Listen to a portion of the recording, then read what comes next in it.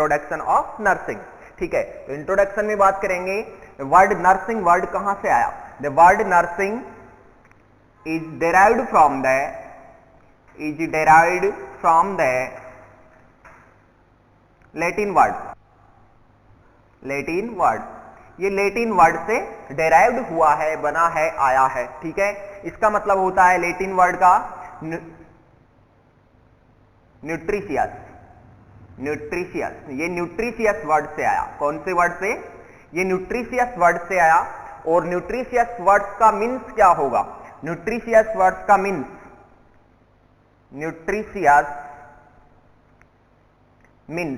Nutritious का means क्या रहेगा यहां पे? तो न्यूट्रिशियस का मीन्स होता है नरिशमेंट।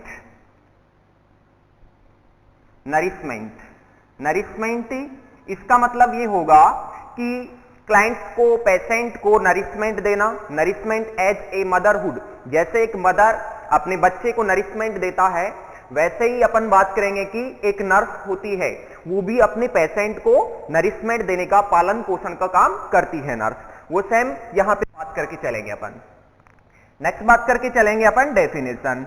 नर्सिंग की डेफिनेशन सिंपली बात करके चलेंगे। तो सिंपली अपन बात करें नर्सिंग की डेफिनेशन, तो फर्स्ट बात करेंगे नर्सिंग की definition starting, nursing is the unique function of the nurse. तो फर्स्टली अपन यहां पे लिखते हैं nursing is the unique function of the nurse. Unique function of the nurse. Nurse का एक यूनिक फंक्शन है। यूनिक बोले तो सबसे हटके है, बोले तो पेशेंट की केयर करना, उसको ट्रीटमेंट देना, ये सभी यूनिक फंक्शन रहेंगे नर्स के। ठीक है, नेक्स्ट बात करके चलेंगे कंटिन्यू इसके साथ ही, इट प्रोवाइड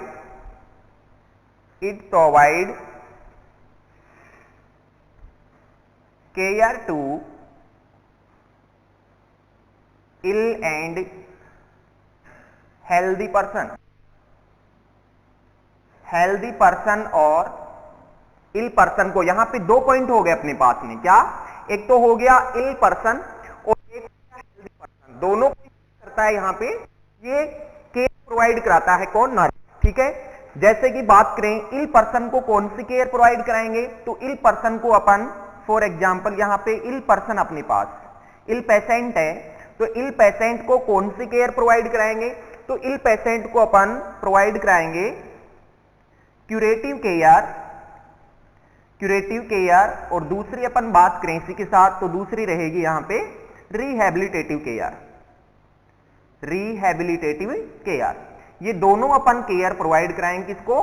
इल पेशेंट को। ठीक है, नेक्स्ट बात आएगी कि हेल्दी पर्सन है, एक स्वस्थ पर्सन है, उसको कौन सी केयर प्रोवाइड कराएंगे अपन? ठीक है, तो यहां पे बात करेंगे हेल्दी पर्सन की।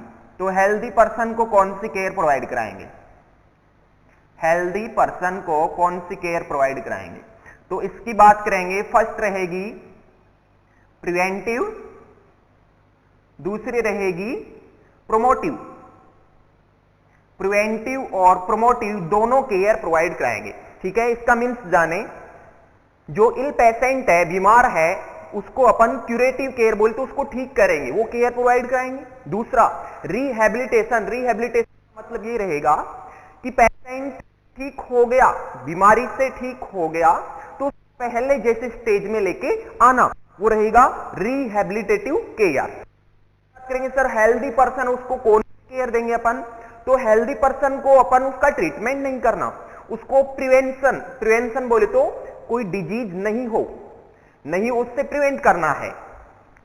प्रमोटिव उसको प्रमोट करना है कि आप इस डिजीज से बच सकते हो या प्रिवेंशन कर सकते हो। फॉर एग्जांपल, आपको स्मोकिंग नहीं करना है, आपको कैंसर हो जाएगा, बोले तो स्मोकिंग के लिए मना कर रहे हैं, इसका मतलब प्रिवेंशन कर रहे हैं। ओके, नेक्स्ट बात करेंगे आगे, अभी इंट्रोडक्शन में बात करेंगे अपन।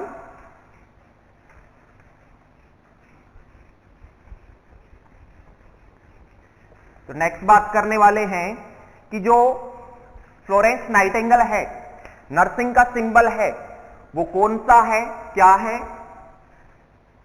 तो अपन बात करने वाले हैं नर्सिंग सिंबल। नर्सिंग का सिंबल क्या है? हर चीज का कोई ना कोई सिंबल होता है, मार्क होता है, ठीक है। वैसे ही नर्सिंग का सिंबल होता है लैंप। लैंप इसका सिंबल होता है, नर्सिंग का सिंबल होता है लैंप। ओके, नेक्स्ट बात करके चलेंगे अपन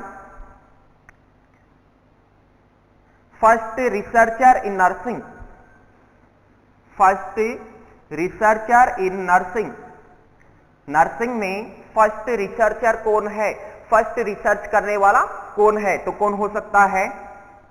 Florence Nightingale. Florence Nightingale, Florence Nightingale first researcher in nursing. Okay, next point रहेगा अपना modern founder of nursing. Modern founder of nursing, nursing का मॉडर्न फाउंडर कौन है? तो सेम नाम रहेगा Florence Nightingale. Florence Nightingale same नाम रहेगा, ठीक है। नेक्स्ट बात करेंगे नर्सिंग का पायोनियर कौन है? तो बात करेंगे pioneer of nursing. Pioneer of nursing, pioneer of nursing कौन है? तो सेम आंसर रहेगा इसका भी, Florence Nightingale. Florence Nightingale same answer रहेगा। नेक्स्ट बात करेंगे लेडी विद लैंप। तो लेडी विद लैंप किसको बोलेंगे? लेडी विद लैंप, तो लेडी विद लैंप बोलेंगे अपन, सेम वो ही फ्लोरेंस नाइटिंगेल। Florence Nightingale. ये ऐसे कोई से वर्ड आते हैं, first researcher in nursing Florence Nightingale होगा, मॉडर्न फाउंडर ऑफ नर्सिंग रहेगा वो भी फ्लोरेंस नाइटिंगेल रहेगा, पायोनियर ऑफ नर्सिंग वो भी फ्लोरेंस नाइटिंगेल रहेगा, लेडी विद लैंप वो भी फ्लोरेंस नाइटिंगेल रहेगा। लेकिन इसमें एक क्वेश्चन और आता है, वो क्या रहेगा? First professional nurse. First professional nurse, first professional nurse कौन थी? तो वहां पे फ्लोरेंस नाइटिंगेल नहीं आके दूसरा नाम आएगा जिसका नाम है Linda Richard. Linda Richard, Linda Richard, first professional nurse Linda Richard है। ओके, नेक्स्ट बात करने वाले हैं कि नर्सिंग में जो फर्स्ट बुक लिखी गई थी, बुक्स इन नर्सिंग, वो कौन सी बुक्स थी? तो नेक्स्ट अपन बुक की बात करेंगे, कौन सी बुक लिखी गई थी? तो फर्स्ट बुक इन नर्सिंग, तो कौन सी? इसका नाम रहेगा notes on nursing.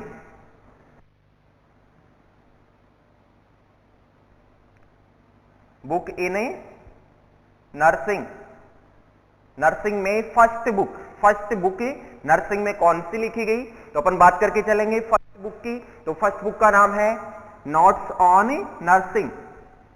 Notes on nursing, ये यहां पे फर्स्ट बुक की बात करके चलेंगे। नेक्स्ट अपना इंट्रोडक्शन ही चल रहा है और उसी इंट्रोडक्शन को आगे बढ़ाते हैं और उसमें अब बात करके चलेंगे फ्लोरेंस नाइटिंगेल के बारे में। कुछ पॉइंट हैं, इंपॉर्टेंट पॉइंट हैं। फॉर एग्जांपल फ्लोरेंस नाइटिंगेल का बर्थ कब हुआ, कहां पे हुआ, वो बात करके चलेंगे। तो फर्स्ट अपन बात करेंगे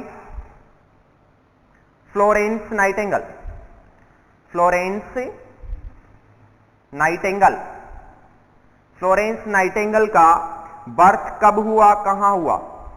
बर्थ कहां हुआ? फर्स्ट बात करके चलेंगे बर्थ कहां पे हुआ, तो बात करेंगे इटली में हुआ। इटली में हुआ, और वो भी कहां पे हुआ? फ्लोरेंस में हुआ, ठीक है।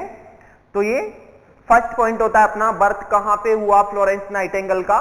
बर्थ इटली में हुआ, इटली में फ्लोरेंस में हुआ। नेक्स्ट बात करेंगे कौन सी सन में हुआ, तो अपन बात करेंगे 12 मई 1820। 12 मई 1820 बोल तो 12 मई 1820 को फ्लोरेंस नाइटिंगेल का बर्थ हुआ, ठीक है। नेक्स्ट बात करेंगे इसी के साथ में international nurses day. International nurses day जो कि सेलिब्रेट किया जाता है, जो इंटरनेशनल नर्सेज डे है वो सेलिब्रेट कब किया जाता है? वो किया जाता है 12 मई को। 12 मई को इंटरनेशनल नर्सेज डे सेलिब्रेट किया जाता है। ठीक है, नेक्स्ट बात करेंगे इसी में कि यहां पे व्रत की बात हुई, अब बात करके चलेंगे उसका डेथ कब हुआ और कहां पे हुआ। ठीक है, तो नेक्स्ट अपना पॉइंट रहेगा कि फ्लोरेंस नाइटिंगेल का डेथ कब हुआ और कहां पे हुआ। तो डेथ की बात करते हैं, फर्स्ट तो बात करते हैं पैलेस, कौन से पैलेस पे उसका डेथ हुआ। पैलेस की बात करें तो पैलेस में अपन बात करेंगे 10 साउथ स्ट्रीट, लंदन। जो उसका डेथ हुआ उसका पैलेस का नाम है 10 साउथ स्ट्रीट, लंदन में उसका डेथ हुआ। डेथ हुआ कब, तो सन का नाम है 13 अगस्त 1910। 13 अगस्त 1910 में उसका क्या हुआ, डेथ हुआ। और कहां पे हुआ, लंदन में हुआ, 10 साउथ स्ट्रीट में लंदन में हुआ। ये कुछ some introduction about the Florence Nightingale. अपन बात करके चलेंगे आगे का टॉपिक अपना क्या रहेगा। आगे का टॉपिक अपना रहेगा फर्स्ट लिस्ट में सिंपल लेके चलेंगे जो कि रिलेटेड है हॉस्पिटल। नेक्स्ट अपना प्रोसीजर या चैप्टर रहेगा हॉस्पिटल। ठीक है, तो अपन बात करते हैं हॉस्पिटल के बारे में। तो फर्स्टली बात करेंगे हॉस्पिटल में, तो हॉस्पिटल वर्ड के बारे में बात करेंगे। हॉस्पिटल वर्ड कहां से आया, कौन सी भाषा का वर्ड है और हॉस्पिटल की डेफिनेशन क्या रहेगी। तो फर्स्टली अपना हेडिंग रहेगा हॉस्पिटल। ठीक है, हॉस्पिटल वर्ड कहां से आया, वर्ड डेराइव्ड फ्रॉम द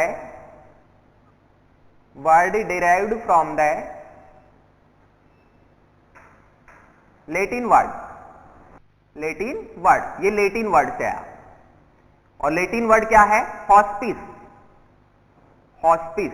ठीक है, फर्स्ट अपना ये अपना नेक्स्ट टॉपिक रहेगा कौन सा, जैसे कि अपने बात किया हॉस्पिटल।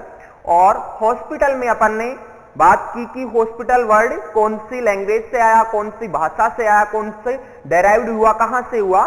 तो ये लेटिन वर्ड से डेराइव्ड हुआ और लेटिन वर्ड का मतलब है हॉस्पिस। अब हॉस्पिस का मतलब यहां पे क्या है, तो हॉस्पिस का मतलब रहता है यहां पे हॉस्पिटल, होटल और हॉस्टल। ये तीन वर्ड हॉस्पिस से ही आए हैं, लेकिन अपने को बात करनी होगी किसके बारे में, हॉस्पिटल के बारे में बात करनी होगी। तो अपना मेन पॉइंट रहेगा यहां पे हॉस्पिटल। ठीक है, तो हॉस्पिटल की डेफिनेशन क्या रहेगी। अब बात करने वाले हैं हॉस्पिटल की डेफिनेशन। तो यहां पे लिखेंगे डेफिनेशन ऑफ हॉस्पिटल। तो सिंपली बात करके चलेंगे कि हॉस्पिटल किसको बोलते हैं अपन। ठीक है, तो हॉस्पिटल एक इंस्टीट्यूशन है जहां पे जो पेशेंट होते हैं उनको केयर प्रोवाइड की जाती है। कौन सी केयर प्रोवाइड की जाती है, फर्स्ट अपन बात करेंगे मेडिकली केयर प्रोवाइड की जाती है, सर्जिकल प्रोसीजर किए जाते हैं वहां पे। तीसरी बात करेंगे नर्सिंग केयर दी जाती है पेशेंट को ठीक करने के लिए, क्योर करने के लिए। तो hospital is an institution. Hospital एक इंस्टीट्यूशन है, इंस्टीट्यूशन टू प्रोवाइड मेडिकल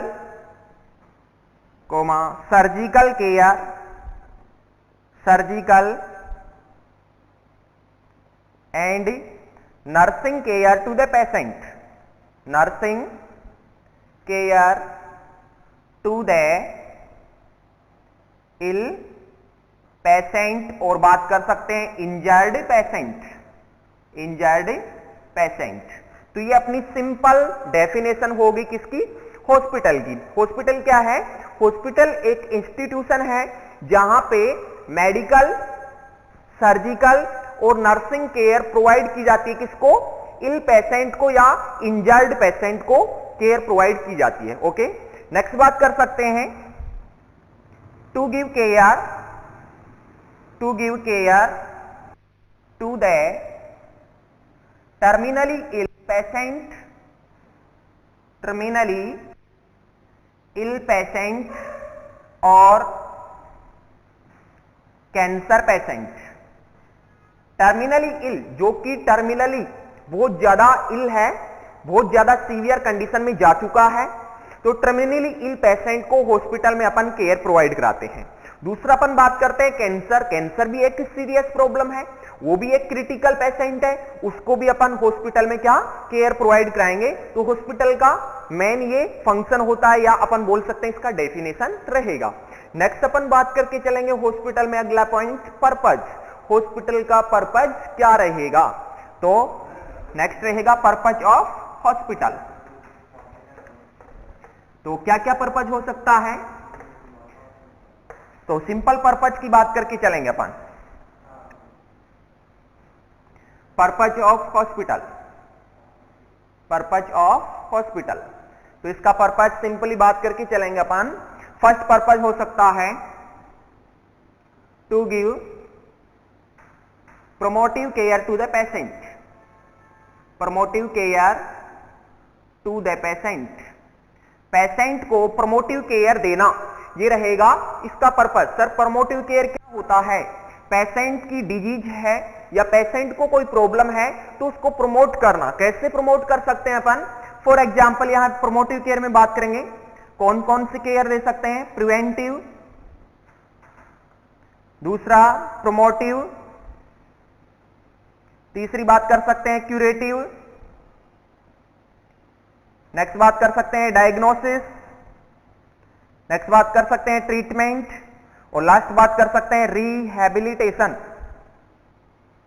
तो अपन सिंपली ये पेशेंट को केयर देके चलते हैं और उसकी हेल्थ को प्रमोट करते हैं, प्रमोट करेंगे उसकी हेल्थ को। ओके, तो फर्स्ट रहेगा प्रिवेंटिव, प्रिवेंशन करना, प्रोमोटिव उसको प्रमोट करना, डिजीज नहीं हो, क्यूरेटिव उसका ट्रीटमेंट करना, यदि डिजीज हो गई तो उसका ट्रीटमेंट करना, डायग्नोसिस करना, और ये ट्रीटमेंट रिहैबिलिटेशन की बात अपन करके चलेंगे। रिहैबिलिटेशन का मतलब होता है पेशेंट को पहले जैसी कंडीशन में लेके आना। ठीक है, ये रहेगा फर्स्ट पर्पज। सेकंड पर्पज की बात करें अपन, दूसरा सेकंड पर्पज रहेगा। सेकंड पर्पज क्या रहेगा अपना? रिसर्च, रिसर्च वर्क या रिसर्च फंक्शन। हॉस्पिटल में बहुत सारे नए नए रिसर्च होते रहते हैं, तो ये हॉस्पिटल का दूसरा पर्पज हो गया रिसर्च करना। तीसरा पर्पज इसका रहेगा to give education and training, education and training. Education और ट्रेनिंग किसको देगा?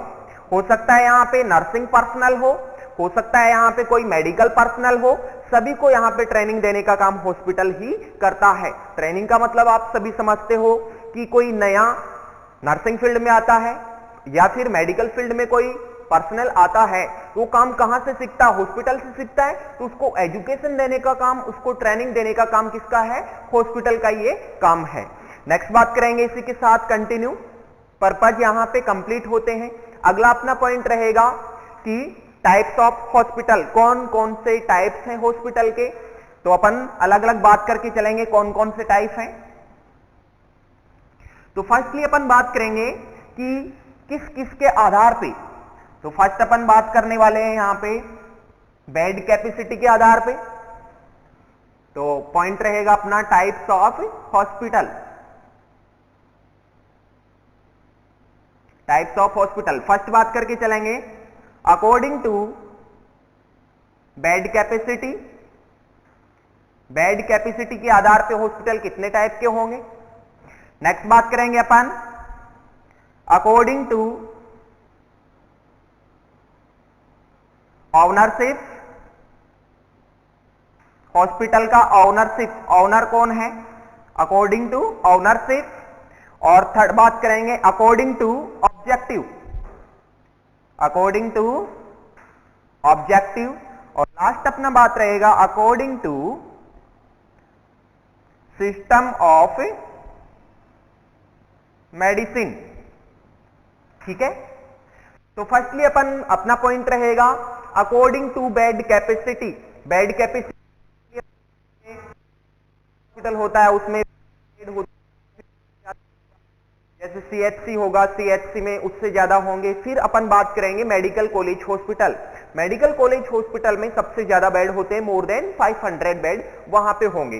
तो अकॉर्डिंग टू बेड कैपेसिटी के आधार पे बात करेंगे। ओनरशिप बोले तो उसका हॉस्पिटल का मालिक कौन है, उसके अकॉर्डिंग अपन टाइप अलग अलग बात करके चलेंगे। ऑब्जेक्टिव, हॉस्पिटल का उद्देश्य क्या है, ऑब्जेक्टिव क्या है, उसके अकॉर्डिंग अपन टाइप की बात करेंगे करके चलेंगे। और according to system of medicine, medicine जैसे कि अपन बोलते हैं आयुर्वेदा, योगा, यूनानी, सिद्धा और होम्योपैथी, अलग अलग उस टाइप से अपन बात करके चलेंगे। तो फर्स्ट अपना पॉइंट रहेगा यहां पे according to bed capacity. Bed capacity के अकॉर्डिंग कितने टाइप के हॉस्पिटल होंगे। फर्स्टली अपन बात करके चलेंगे small hospital. Small hospital,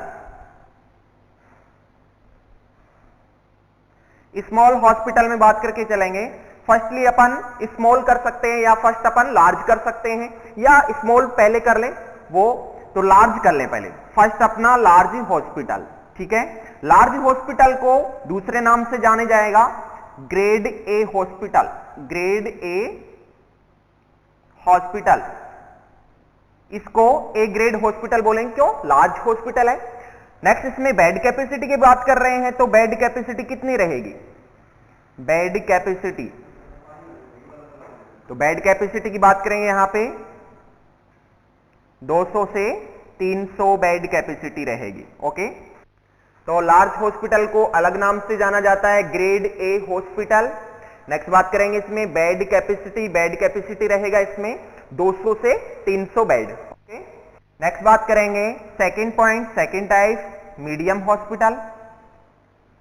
medium hospital, medium hospital में दूसरा नाम से बोल सकते हैं इसको grade B hospital. Grade B hospital, इसको ग्रेड बी हॉस्पिटल बोल सकते हैं। और बेड कैपेसिटी की बात करें तो बेड कैपेसिटी कितनी हो सकती है यहां पे, बेड कैपेसिटी, बेड कैपेसिटी की बात रहेगी यहां पे 100 to 200 बेड। तो ये हो गया मीडियम हॉस्पिटल, इसको बी ग्रेड हॉस्पिटल बोल के चलेंगे। और इसमें बेड कैपेसिटी 100 से 200 बोले तो 100 to 200 बेड कैपेसिटी यहां पे रहेगी। नेक्स्ट इसमें लास्ट टाइप रहेगा स्मॉल हॉस्पिटल। तो नेक्स्ट बात करते हैं स्मॉल हॉस्पिटल की। इसमें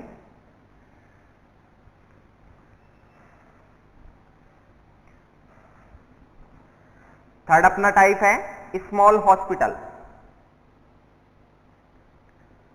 दो टाइप की बात कर ली अपन ने फर्स्ट में, एक तो हो गया लार्ज हॉस्पिटल, दूसरा हो गया मीडियम हॉस्पिटल, और तीसरी अपन बात करेंगे अब कौन सा, स्मॉल हॉस्पिटल। और स्मॉल हॉस्पिटल में अपन बात करेंगे इसको सी ग्रेड हॉस्पिटल बोलेंगे। कौन सा grade, C grade hospital. C grade hospital नाम दे दिया इसको ग्रेडिंग के अकॉर्डिंग। नेक्स्ट बात करेंगे बेड कैपेसिटी। बेड कैपेसिटी कितनी रहेगी, बेड कैपेसिटी, तो बेड कैपेसिटी रहेगी यहां पे 50 to 100 बेड कैपेसिटी, ठीक है। 50 to 100 बेड कैपेसिटी रहेगी स्मॉल हॉस्पिटल में। इसका फंक्शन रहेगा to give training to the nursing personnel. Nursing personnel, जो नर्सिंग पर्सनल जो नर्सिंग करते हैं स्टूडेंट्स, तो नर्सिंग पर्सनल को यहां पे जो ट्रेनिंग, जो काम सीखते हैं नर्सिंग वाले स्टूडेंट, वो काम सीखेंगे कहां पे, स्मॉल हॉस्पिटल में ही अपना काम सीख पाते हैं। स्मॉल हॉस्पिटल में वो अपनी ट्रेनिंग कर पाते हैं, इसका मेन पर्पज रहेगा। ओके, ये होता है अकॉर्डिंग टू बेड कैपेसिटी के अकॉर्डिंग हॉस्पिटल के टाइप्स। ये फर्स्ट हुआ। सेकंड अपना था अकॉर्डिंग टू ओनरशिप, कि हॉस्पिटल का मालिक कौन है। तो नेक्स्ट सेकंड टाइप की बात करेंगे according to ownership. Second according to ownership. Ownership, owner का मतलब होता है मालिक। ओनर का मतलब क्या होता है, मालिक होता है। तो मालिक कौन है हॉस्पिटल का, उसके अकॉर्डिंग बात करके चलेंगे। फर्स्ट ट्रस्ट और चैरिटेबल हॉस्पिटल। ट्रस्ट या फिर चैरिटेबल हॉस्पिटल बोल सकते हैं, चैरिटेबल हॉस्पिटल। ठीक है, होते हैं बहुत सारे हॉस्पिटल हैं, जैसे ट्रस्ट के द्वारा चलाए जाते हैं या फिर चैरिटेबल बोल सकते हैं उनको। तो वहां पे कोई पब्लिक का कोई कंसर्न नहीं होता है कि ट्रस्ट बनाया जाता है उसके अकॉर्डिंग वहन किया जाता है। ठीक है, तो registered under society act, under society act, जो सोसाइटी एक्ट है अंडर में क्या होता है, उसका रजिस्ट्रेशन होता है। नेक्स्ट इसका यहां पे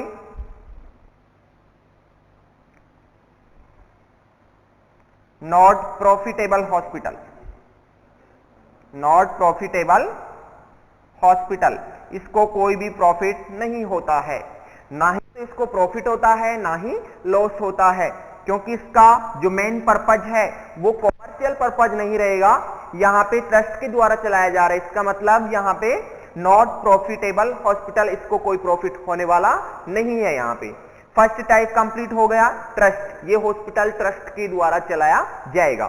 सेकंड अपन बात करके चलेंगे corporate hospital, corporate hospital. Corporate hospital कौन से होते हैं, जैसे कि जो बड़े बड़े मल्टी स्पेशलिटी हॉस्पिटल होते हैं, एनएबीएच हॉस्पिटल होते हैं, जो ग्रुप ऑफ कंपनीज के द्वारा चलाए जाते हैं। तो जैसे कि बात करें corporate hospital,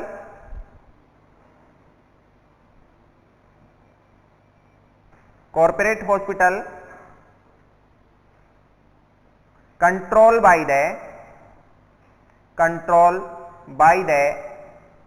group of companies and industries. Simple बात करके चलें, जो कॉर्पोरेट हॉस्पिटल होते हैं control by the group of companies and industries, बहुत सारे कंपनियों की जो मालिक होते हैं वो मिलके, या फिर बोल सकते हैं अपन बहुत सारी इंडस्ट्रीज के मालिक मिलके इस हॉस्पिटल को स्टार्ट करते हैं, इनिशिएशन करते हैं। इसका पर्पज होता है only commercial purpose, commercial purpose. ठीक है, इसका पर्पज क्या है, कॉमर्शियल। कॉमर्शियल का मतलब होता है पैसा कमाना। तो इंडस्ट्रीज के या कंपनीज के जो मालिक होते हैं, तो ये कॉमर्शियल पर्पज, यहां पे पैसा कमाना इनका मेन उद्देश्य होता है, पर्पज होता है। ठीक है, तो ये दो टाइप है, ट्रस्ट या charitable hospital, corporate hospital. Third type की बात करके चलेंगे अपन, तो प्राइवेट हॉस्पिटल। थर्ड टाइप अपना private hospital, private hospital.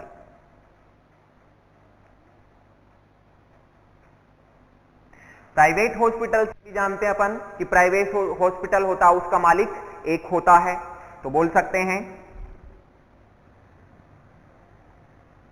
Hospital initiation by the single individual,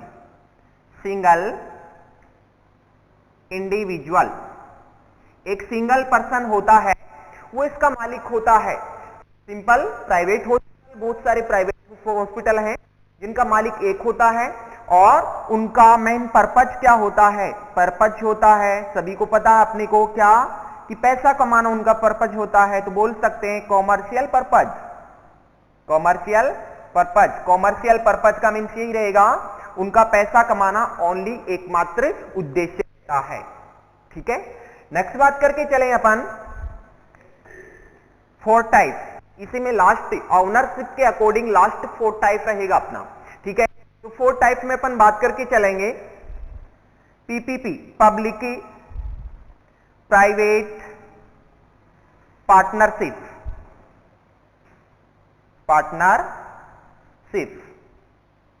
PPP. PP बोले तो public private partnership. Not not profitable और नो लॉस, ना ही तो लॉस होगा कोई, ना ही कोई प्रॉफिट होगा इस हॉस्पिटल में। क्या है? पब्लिक प्राइवेट पार्टनरशिप है, इसमें यहां पे कोई भी लॉस और कोई भी यहां पे प्रॉफिट नहीं होने वाला है, क्योंकि ये पब्लिक प्राइवेट पार्टनरशिप पे काम करता है। पब्लिक की इसमें पार्टनरशिप होती है। ओके, तो ये अकॉर्डिंग टू ओनरशिप हॉस्पिटल का मालिक कौन है? तो हॉस्पिटल के मालिक के अकॉर्डिंग अपन ने 4 टाइप की बात की। फर्स्ट टाइप था अपना कौन सा? फर्स्ट टाइप, सिंपली बात करके चलें अपन फर्स्ट टाइप की, तो अपना फर्स्ट टाइप था कौन सा? फर्स्ट टाइप जो कि जिसका नाम है फर्स्ट टाइप का private hospital, public private partnership. दूसरा था कॉर्पोरेट हॉस्पिटल, ट्रस्ट और चैरिटेबल हॉस्पिटल। ठीक है, तो 4 टाइप हुए। नेक्स्ट बात करके चलेंगे अकॉर्डिंग टू ऑब्जेक्टिव। हॉस्पिटल का ऑब्जेक्टिव क्या है? हॉस्पिटल के ऑब्जेक्टिव के अकॉर्डिंग अपन बात करके चलेंगे। ठीक है, 2 पॉइंट कंप्लीट। तीसरा पॉइंट अपना अकॉर्डिंग टू ऑब्जेक्टिव, हॉस्पिटल का ऑब्जेक्टिव क्या है? तो हॉस्पिटल का ऑब्जेक्टिव क्या है उसके अकॉर्डिंग बात करके चलेंगे। जैसे कि फर्स्ट अपन बात करें teaching hospital. Teaching hospital associated होता है मेडिकल कॉलेज के, और मेडिकल कॉलेज में जो बेड कैपेसिटी होती है मोर देन 500 या 500 बोल सकते हैं अपन, तो 500 से ज्यादा वहां पे बेड कैपेसिटी रहती है मेडिकल कॉलेज हॉस्पिटल में। उसका पर्पज क्या होता है? सिंपली बात करके चलेंगे उसका पर्पज की, तो अपन बोल सकते हैं मेडिकल कॉलेज हॉस्पिटल का मतलब मेडिकल नाम आ रहा है, इसका मतलब training to the medical personnel, बोले तो जो भी डॉक्टर्स होते हैं उनको ट्रेनिंग देने का काम मेन पर्पज रहेगा किसका? मेडिकल कॉलेज हॉस्पिटल का। वैसे ही अपन बात करें कि जनरल हॉस्पिटल होते हैं। जनरल हॉस्पिटल में क्या होता है कि जनरल हॉस्पिटल कवर करते हैं ऑल डिजीज को, कंप्लीट जो भी डिजीज हैं सभी पेशेंट किस में आ सकते हैं? जनरल हॉस्पिटल में आ सकते हैं, उनको ट्रीटमेंट दिया जा सकता है। जैसे कि बोल सकते हैं पीएचसी, सीएचसी, तालुका हॉस्पिटल या तहसील हॉस्पिटल, डिस्ट्रिक्ट हॉस्पिटल। ठीक है, नेक्स्ट अपन बात कर सकते हैं अलग अलग हॉस्पिटल, जैसे कि आइसोलेशन हॉस्पिटल, या फिर जो भी अकॉर्डिंग टू एज या अकॉर्डिंग टू सेक्स या अकॉर्डिंग टू डिजीज वहां पे बात कर सकते हैं। तो इसमें फर्स्ट बात करेंगे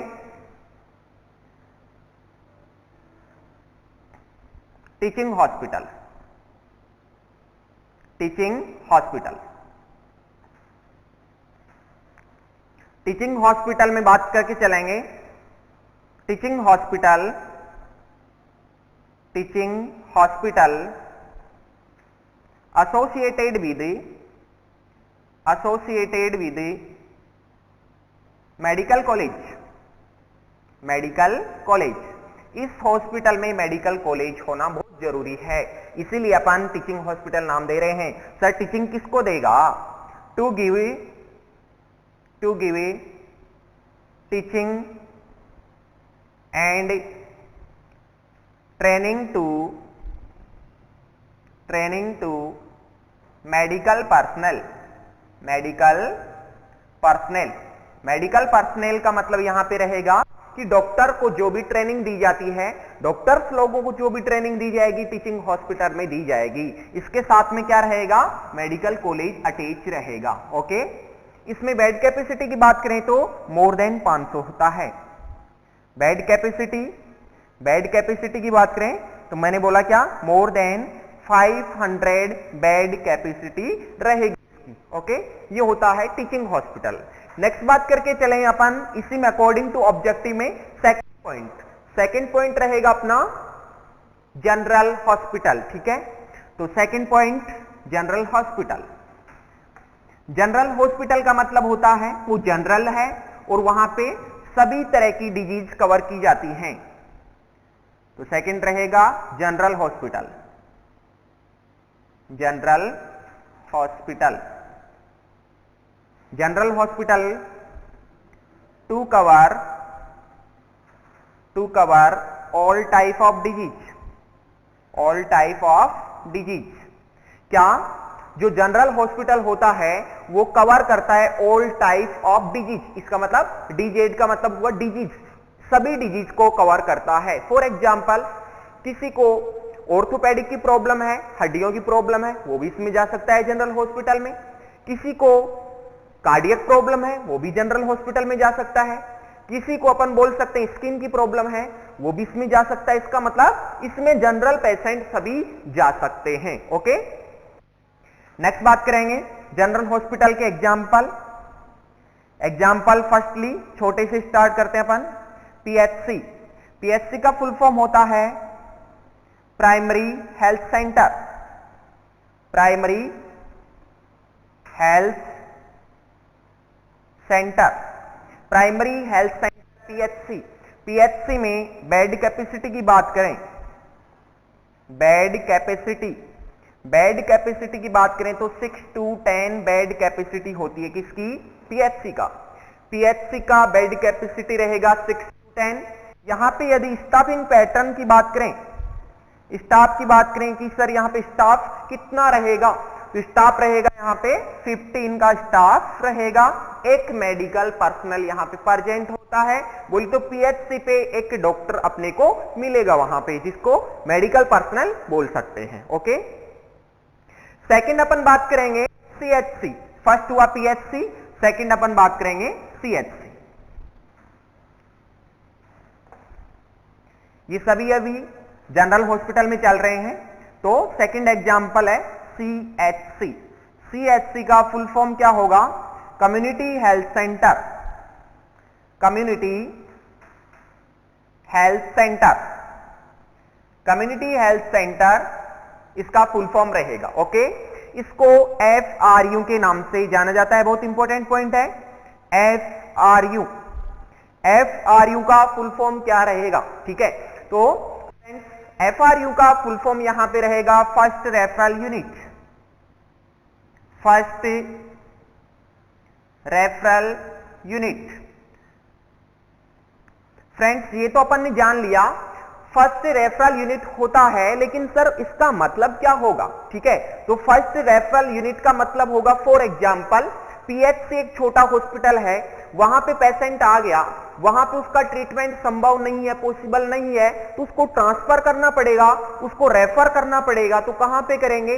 पीएचसी से ट्रांसफर करेंगे तो सीएचसी उसको ट्रांसफर कर सकते हैं। ओके, इसीलिए अपन बोलते हैं first referral unit. Okay, next यहां पे यदि बेड कैपेसिटी की बात करें, बेड कैपेसिटी सीएचसी पे बात करें तो बोल सकते हैं 30 से 50 की बेड कैपेसिटी होती है। कहां पे? सीएचसी पे। नेक्स्ट स्टाफ की बात करें, सर स्टाफ कितना होगा? तो अपन बोल सकते हैं स्टाफ रहेगा 25। ठीक है, यहां पे इसको फर्स्ट रेफरल यूनिट बोलते हैं कि पीएचसी से जो भी रेफर पेशेंट आते हैं वो सीएचसी पे आएंगे। बेड कैपेसिटी 30 से 50 रहेगा। फिर स्टाफ की बात करें तो वहां पे पीएचसी पे था 15, यहां पे रहेगा 25। ये रहेगा अपना सीएचसी, जो कि फर्स्ट रेफरल यूनिट के नाम से जाना जाता है। ओके, नेक्स्ट बात करने वाले हैं तहसील हॉस्पिटल। तो नेक्स्ट अपना टाइप रहेगा तहसील हॉस्पिटल।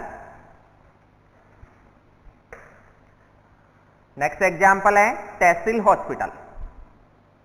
तहसील हॉस्पिटल, तहसील हॉस्पिटल तहसील लेवल पे होता है। बेड कैपेसिटी, बेड कैपेसिटी की बात करें तो इसमें बोल सकते हैं 100 से 200 बेड कैपेसिटी होती है। किस पे? तहसील स्तर पे जो भी हॉस्पिटल होता है, इसको तालुका बोल सकते हैं या फिर तहसील हॉस्पिटल बोल सकते हैं। तो तहसील स्तर पे या तालुका हॉस्पिटल में बेड कैपेसिटी 100 से 200 की अपन जो भी सीएचसी से जो पेशेंट जाता है उसको रेफर कर सकते हैं, या तो तालुका तहसील स्तर पे या उसको डिस्ट्रिक्ट लेवल पे अपन उसको रेफर कर सकते हैं। इसमें सिंपल बात करके चलेंगे क्या? इसमें बेड कैपेसिटी होती है 100 to 200 बेड कैपेसिटी। नेक्स्ट बात करके चलेंगे अपन डिस्ट्रिक्ट हॉस्पिटल। तो नेक्स्ट अपना इसी में district hospital. District hospital, district hospital में बेड कैपेसिटी वही सेम बात करके चलेंगे। बेड कैपेसिटी तो कितना रहेगा? बेड कैपेसिटी, तो बेड कैपेसिटी रहेगा यहां पे 200 से 300, 200 to 300, 200 to 300, 200 से 300 यहाँ पे बेड कैपेसिटी रहेगा डिस्ट्रिक्ट हॉस्पिटल, जहां पे अपने को सभी प्रकार के डॉक्टर उपलब्ध रहेंगे, स्पेशलिस्ट उपलब्ध रहेंगे। वहां पे स्पेशलिस्ट में बोल सकते हैं जैसे कि कार्डियोलॉजिस्ट वहां पे प्रेजेंट रहेगा, ऑर्थोपेडिशियन प्रेजेंट रहेगा और स्किन का डर्मेटोलॉजी प्रेजेंट रहेगा। वहां पे सभी वहां पे कुल मिला के डॉक्टर्स वहां पे अपने को मिल सकते हैं। ओके, यदि सर डिस्ट्रिक्ट हॉस्पिटल से आगे जाएं तो कहां पे जा सकते हैं अपन जा सकते हैं टीचिंग हॉस्पिटल, और टीचिंग हॉस्पिटल की अपन ने बात की मेडिकल कॉलेज हॉस्पिटल। ओके, तो ये जनरल हॉस्पिटल कंप्लीट होता है। तो 3 टाइप कंप्लीट हुए। लास्ट अपना बचता है according to system of medicine. तो according to system of medicine के अकॉर्डिंग 4 टाइप है।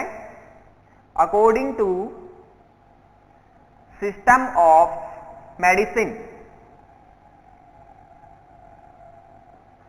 Medicine according to system of medicine, medicine कौन सी दी जाती है हॉस्पिटल में। ओके, तो मेडिसिन में बात कर सकते हैं आयुष।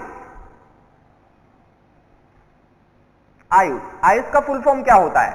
आयुष का फुल फॉर्म होगा AUYUSH।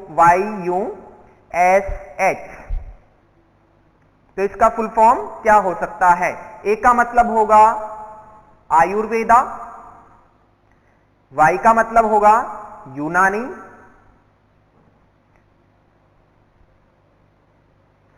सॉरी वाई का मतलब होगा योगा, यू का मतलब होगा यूनानी, एस का मतलब होगा सिद्धा और एच का मतलब होगा होम्योपैथी। ठीक है, तो ये होगा according to medicine, Ayurveda medicine, yoga, Unani, Siddha और homoeopathy according to system of medicine. ये टाइप्स ऑफ हॉस्पिटल यहां पे होते हैं कंप्लीट। ठीक है, कौन कौन से हुए? फर्स्ट अपन ने बात की according to bed capacity, according to ownership, मालिक कौन है। थर्ड अपन ने बात की अकॉर्डिंग टू ऑब्जेक्टिव, ऑब्जेक्टिव क्या है, उद्देश्य क्या हॉस्पिटल का। और लास्ट अपन ने बात की क्या, सिस्टम ऑफ मेडिसिन, मेडिसिन का कौन सा सिस्टम हॉस्पिटल में चल रहा है, इसके अकॉर्डिंग अपन ने बात की। ये 4 टाइप हुए हॉस्पिटल के। ठीक है, तो क्लासिफिकेशन हॉस्पिटल का होता है। नेक्स्ट बात करने वाले हैं अपन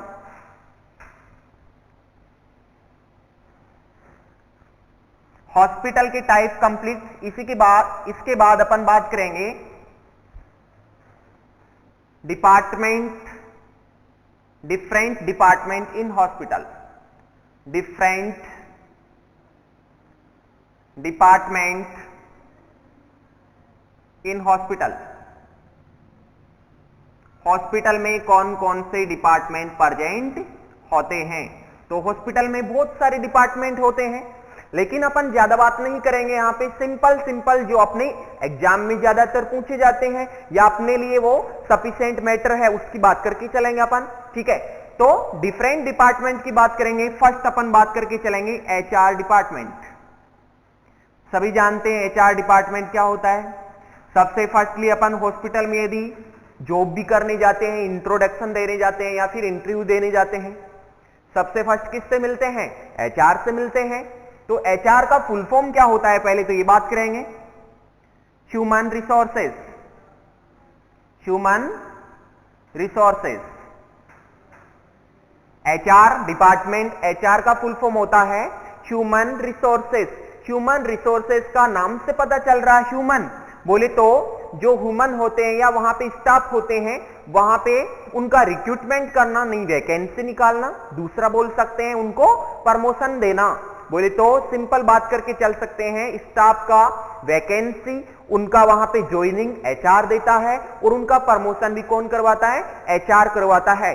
तो HR का मीन्स ह्यूमन रिसोर्सेस रहेगा। To make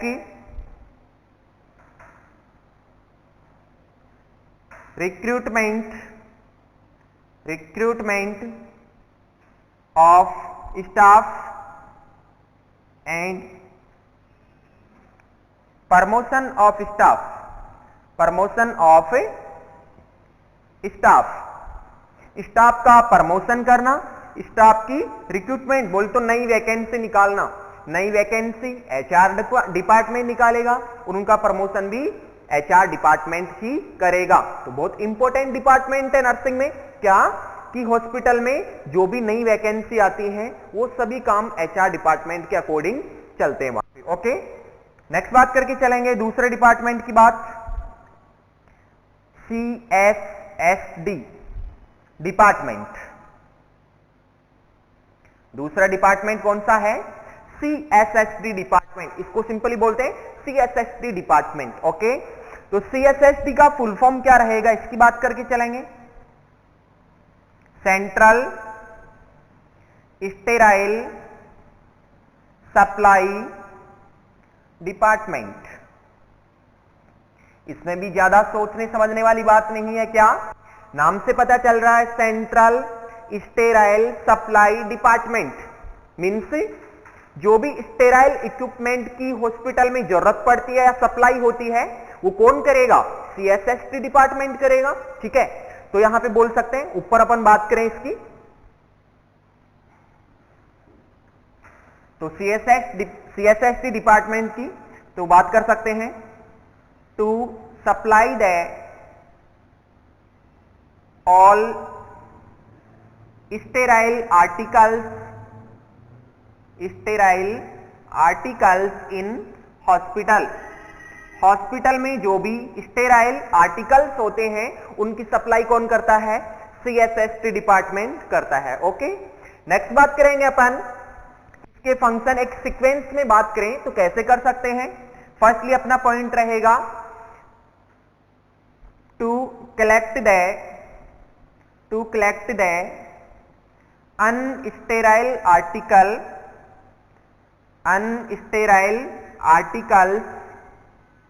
bye the CSSD के द्वारा अनस्टेराइल आर्टिकल्स कलेक्ट किए जाते हैं।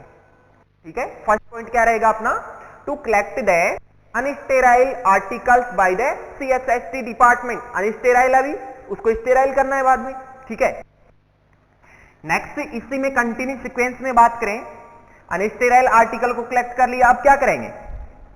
उनको वॉश करेंगे, वॉश द आर्टिकल्स, उनको वॉश करेंगे, या फिर नेक्स्ट कर सकते हैं उनको क्लीन द आर्टिकल्स, उनको क्लीन करेंगे, clean the articles by the paraffin के द्वारा अपन क्या करेंगे? उनको क्लीन करके चलेंगे। फर्स्ट उनको वॉशिंग करेंगे, उनको वॉश करेंगे, धोएंगे, फिर उनको क्लीन करके चलेंगे। क्लीन एक पैराफिन होता है, एक लिक्विड होता है जिससे वो अच्छी तरीके से क्लीन हो जाते हैं, उससे क्लीन करेंगे। नेक्स्ट से उनको ड्राई करेंगे, ड्राई द आर्टिकल्स को अपन ड्राई करेंगे। नेक्स्ट अपन बात करें, ड्राई करने के बाद में क्या करेंगे? अकाउंटिंग करेंगे। अकाउंटिंग का मतलब क्या होगा? उनकी गिनती करेंगे। नेक्स्ट से सॉर्टिंग करेंगे, सॉर्टिंग का मतलब अलग अलग करेंगे। फॉर एग्जाम्पल सीजर हैं, 2 सीजर हैं वो अलग रहेंगी, 2 बोवेल है 2 बोवेल अलग रहेंगी, एलिस फोर्सेप है एलिस फोर्सेप सभी एक जगह रहेंगी। फॉर एग्जाम्पल टोकार है, कैनुला है, ठीक है, वो तो बहुत सारे अलग अलग वहां पे, जैसे आर्टरी फोर्सेप है, सभी को अपन अलग अलग अरेंजमेंट में सेट करेंगे। ठीक है, अकाउंटिंग उनकी गिनती करना, सॉर्टिंग उनको अलग अलग छांट के रखना। ठीक है, नेक्स्ट ये कर लिया, फिर उसके बाद में क्या करेंगे? पैकिंग करेंगे, उनको पैक कर देंगे। एंड लेबलिंग उनको लेबलिंग कर देंगे कि ये इस सर्जरी का सेट है। फॉर एग्जांपल ये नॉर्मल लेबर का सेट है, ये सिजेरियन का सेट है, ये अपेंडेक्टोमी का सेट है, ये लेप्रोटोमी का सेट है, अलग अलग उनको लेबल कर देंगे। ओके, नेक्स्ट क्या करेंगे? स्टेराइल करेंगे, उनको स्टेराइल द आर्टिकल्स का स्टेरिलाइजेशन कर लेंगे। स्टेरिलाइजेशन के बाद में क्या करेंगे? इसको मैं कंटिन्यू कर रहा हूं इधर। स्टेरिलाइजेशन के बाद में क्या करेंगे? टू स्टोर द आर्टिकल्स, उनको स्टोर कर लेंगे। क्या किया अपन ने? स्टेराइल किया, स्टेराइल करने के बाद में उनको स्टोर कर लेंगे अपने पास में और नेक्स्ट उनको इश्यू कर देंगे। ठीक है, ये लास्ट पॉइंट रहा इसका, इश्यू कर देंगे। जैसे भी जरूरत होगी ओटी वाले डिपार्टमेंट को वैसे ही अपन उसको इश्यू कर देंगे वहां से। ओके, तो ये सिंपल पॉइंट है सीएसएसटी डिपार्टमेंट के बारे में। सीएसएसटी डिपार्टमेंट को सिंपल रिव्यू कर रहा हूं मैं दोबारा से। सीएसएसटी डिपार्टमेंट का फुल फॉर्म होता है सेंट्रल स्टेराइल सप्लाई डिपार्टमेंट। इसका फंक्शन होता है सभी अनस्टेराइल आर्टिकल्स होते हैं उनको कलेक्ट करना होता है, कलेक्ट करके उसको वॉश करेगा, क्लीन करेगा, स्टेराइल करेगा और स्टोर करके जब जरूरत होगी हॉस्पिटल में तो उनको इश्यू कर देगा। ये इसका फंक्शन होता है सीएसएसटी डिपार्टमेंट का। ओके, नेक्स्ट बात करेंगे नर्सिंग डिपार्टमेंट। नर्सिंग में कौन कौन से डिपार्टमेंट होते हैं? तो नेक्स्ट अपना पॉइंट रहेगा नर्सिंग डिपार्टमेंट। नर्सिंग ये तीसरा टाइप रहेगा। फर्स्ट अपना एचआर डिपार्टमेंट, सेकंड अपना सीएसएसटी और थर्ड पॉइंट है नर्सिंग डिपार्टमेंट। नर्सिंग डिपार्टमेंट, तो नर्सिंग डिपार्टमेंट में अपन बात करें कि नर्सिंग में सबसे सुपीरियर पर्सन होता है। सबसे फर्स्ट अपन बात करें कि नर्सिंग में सबसे सुपीरियर पर्सन रहेगा, उसकी बात करेंगे तो नर्सिंग सुपरिटेंडेंट होता है एनएस। एनएस का मतलब होता है नर्सिंग सुपरिटेंडेंट।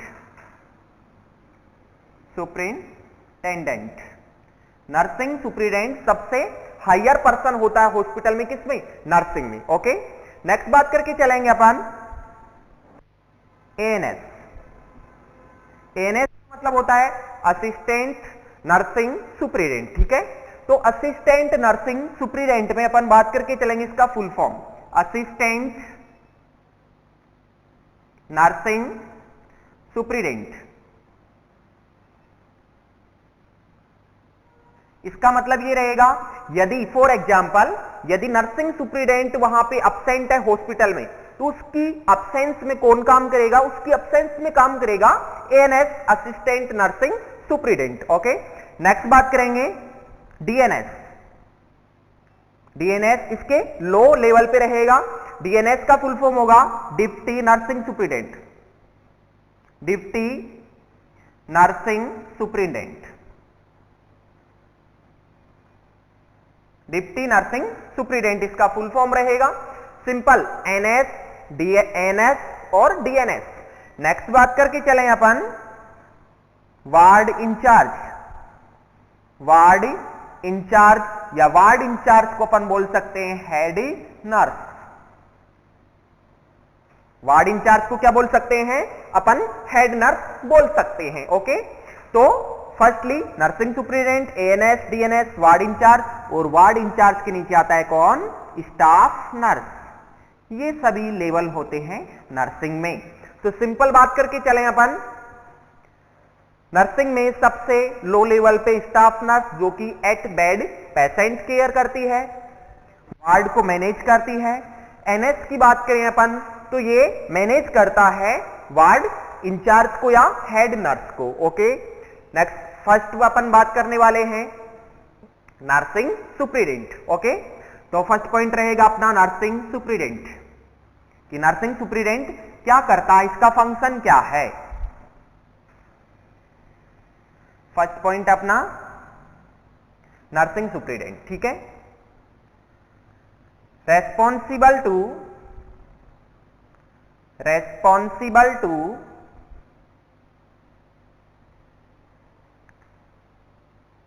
Medical superintendent.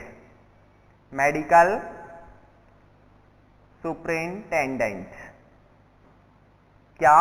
यदि कोई भी मिस्टेक होती है, बाई मिस्टेक कोई गलती होती है, नर्सिंग सुपरिटेंडेंट की कोई मिस्टेक होती है तो वो जिम्मेदार है। मेडिकल सुपरिटेंडेंट उसको बोल सकता है या उसको एक डायरेक्शन दे सकता है, तो मेडिकल सुपरिटेंडेंट के लिए रेस्पॉन्सिबल होगा।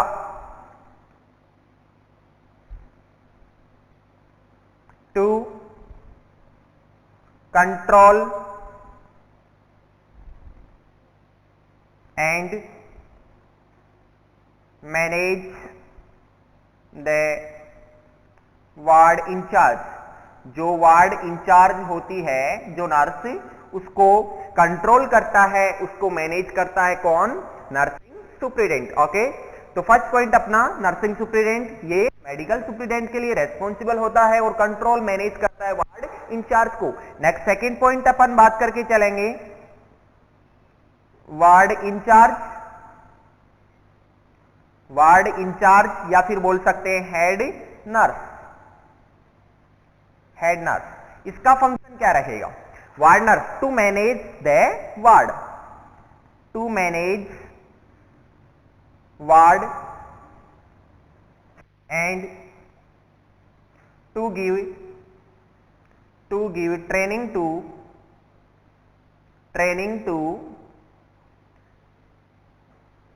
nursing personnel and procurement। Okay, एक एक वर्ड को समझना होगा। क्या? जो वार्ड इंचार्ज होती है या हेड नर्स होती है, उसका फंक्शन होता है वार्ड को मैनेज करना। पूरे वार्ड में जो भी फंक्शन है उसको अपन वो वार्ड इंचार्ज वो मैनेज करके चलेगी। To give training to nursing personnel, जो भी नए नए स्टाफ आते हैं उनको क्या करना? ट्रेनिंग देने का काम कौन करता है? वार्ड इंचार्ज का फंक्शन होता है। नेक्स्ट प्रोक्रूटमेंट, देखो इसमें समझने की बात है, एक तो होता है रिक्रूटमेंट, रिक्रूटमेंट का मतलब होता है नई वैकेंसी निकालना ह्यूमन रिसोर्सेस के लिए, और यहां पे प्रोक्रूटमेंट है, तो प्रोक्रूटमेंट में अपन क्या बोलेंगे? प्रोक्रूटमेंट का मतलब